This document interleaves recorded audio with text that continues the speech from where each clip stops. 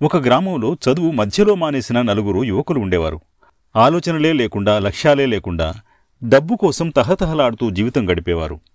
చిన్న చిన్న దొంగతనాలతో మొదలుపెట్టి చివరికి భారీ దోపిడీలు కూడా చేసేవారు. ఒక రాత్రి వారు ఒక మఠాన్ని దోచారు. అందులో ఉన్న పాత్రలు, హుండీలు, చేతికొచ్చిన ప్రతిదీ అపహరించారు. వారు వెళ్ళిపోతుండగా ఒక వృద్ధ సన్యాసి వారి దారి మధ్యలో నిలుచున్నాడు. కళ్లల్లో కోపం లేదు, భయమూ లేదు. గొంతులో కరుణతో కూడిన మృదువైన స్వరం మాత్రమే ఉంది. మీరు ఒక మూలన ఉన్న బ్యాగు మర్చిపోయారు అని ఆ బ్యాగు తీసుకొచ్చి వారికిచ్చాడు. ఇందులో కొంత తిండి ఉంది, మీకు ఉపయోగపడుతుందేమో, ఇది కూడా తీసుకోండి. 3 దొంగలు నవ్వారు. ఈ మఠాధిపతి మూర్ఖుడు అని.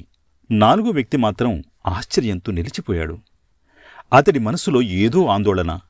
ఆ రాత్రి అతను నిద్రపోలేకపోయాడు. తరువాత రోజు ఉదయం అతను తిరిగి మఠానికి వచ్చాడు. సన్యాసి పాదాల వద్ద పడిపోయాడు.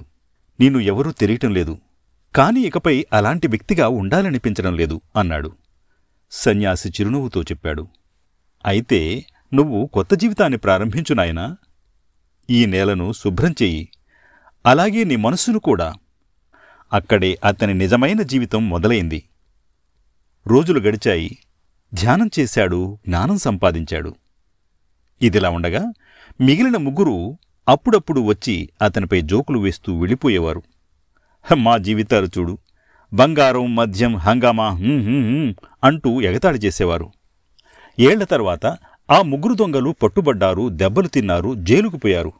కాని మారిన ఆ వ్యక్తి అతను తనలాంటి ఎందరో జీవితాలను మార్చాడు. అందుకు కారణం ఒక సన్యాసి ఇచ్చిన చిన్న సంచి. అది ధనంతో కాదు, దయతో నిండి ఉంది.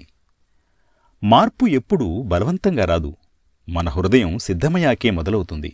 నిశ్శబ్దంగా ఎదుగుతున్నప్పుడు ప్రపంచం నిన్ను అవమానిస్తుంది, కాని విజయవంతమైనప్పుడు నీకు చప్పట్లు కొడుతుంది. గతాన్ని వదిలేసి కొత్త వ్యక్తిగా మారటానికి ధైర్యం కావాలి. చిన్నపాటి దయ కూడా ఓ జీవితాన్ని మార్చగలదు. కాబట్టి దయతో ప్రవర్తించండి.